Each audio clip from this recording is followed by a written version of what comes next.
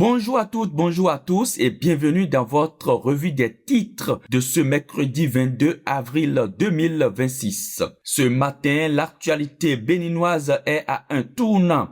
La Cour constitutionnelle proclame demain jeudi les résultats définitifs de la présidentielle, pendant que les spéculations vont bon train sur la composition du premier gouvernement Wadayi. L'affaire Kémi Séba continue aussi de faire des vagues avec de nouveaux développements médiatiques internationaux. Démarrons par l'Express Matin. L'Express Matin ouvre sur un sujet civique et spirituel autour de la présidentielle 2026.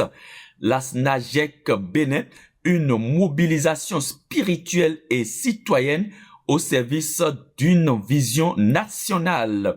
L'Association nationale des jeunes chrétiens du Bénin a organisé une journée de prière spéciale pour le duo Wadayi et Talata, traduisant l'engagement de la jeunesse chrétienne béninoise derrière le nouveau président élu. En manchette, le journal rapporte une belle nouvelle liée à la nationalité béninoise. 9 afro-descendants ont renoué avec leur terre d'origine.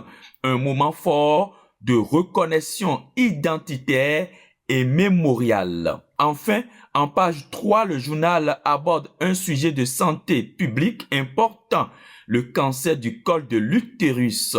Que comprendre et comment le prévenir?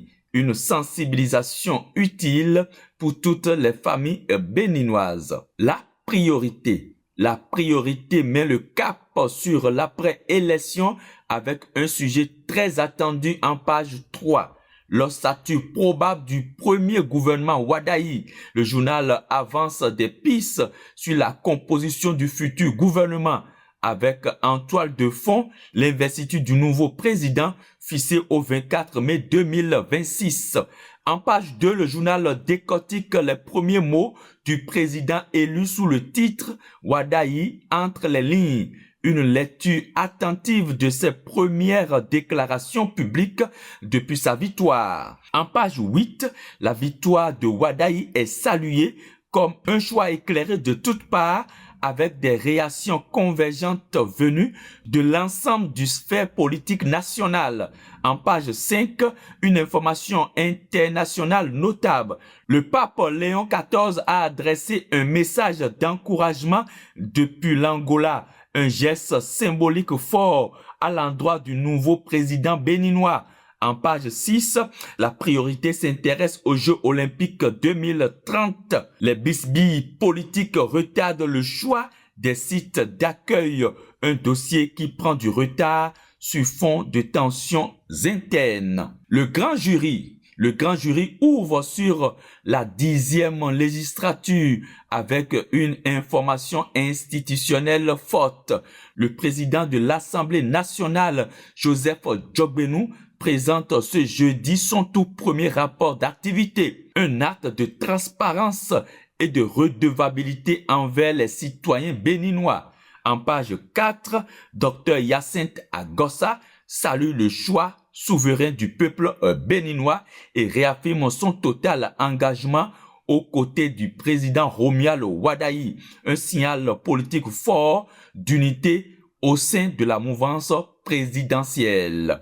En page 2, une belle image de gouvernance locale. Le maire Nathanaël Coty scelle un partenariat axé sur les résultats avec ses conseillers municipaux à l'occasion de la remise des lettres de mission au président des commissions permanentes. Un autre journal. Le leader du jour annonce en titre principal une information judiciaire et constitutionnelle capitale. La Cour constitutionnelle proclame solennellement les résultats définitifs ce jeudi. La proclamation est prévue le jeudi 23 avril 2026 à 18h au siège de la Cour constitutionnelle.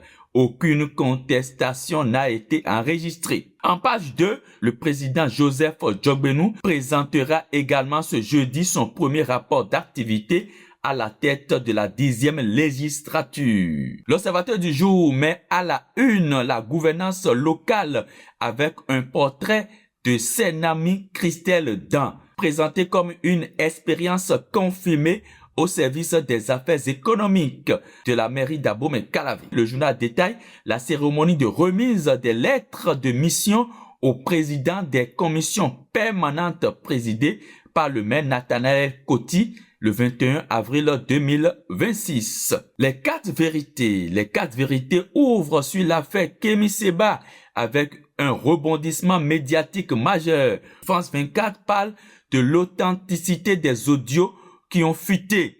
La chaîne française d'information internationale s'est penchée sur les enregistrements téléphoniques de l'activiste contenant des critiques contre l'AES, un dossier qui prend une dimension internationale. Sur la présidentielle, la Cour constitutionnelle proclame les résultats définitifs le 23 avril.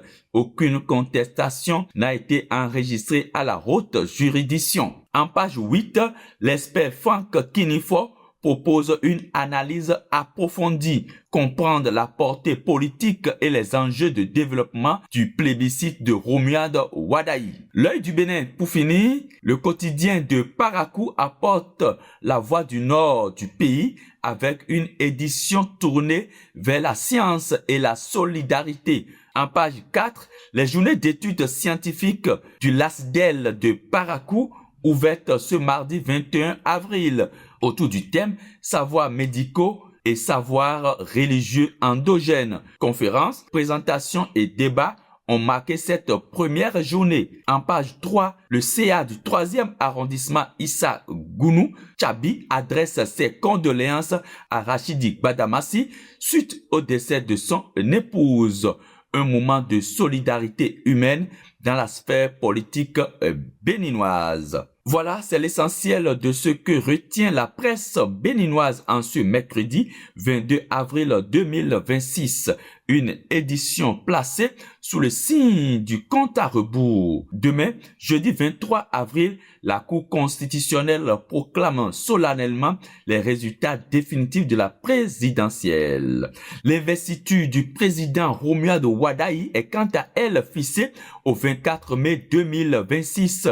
Le Bénin entre dans une phase charnière de sa vie politique. Pendant ce temps, l'affaire Kémi Séba franchit une nouvelle étape avec l'implication de France 24 et la question du premier gouvernement Wadayi mobilise toutes les attentions. Bonne journée à toutes et à tous. Restez connectés Digital Channel et Télévision.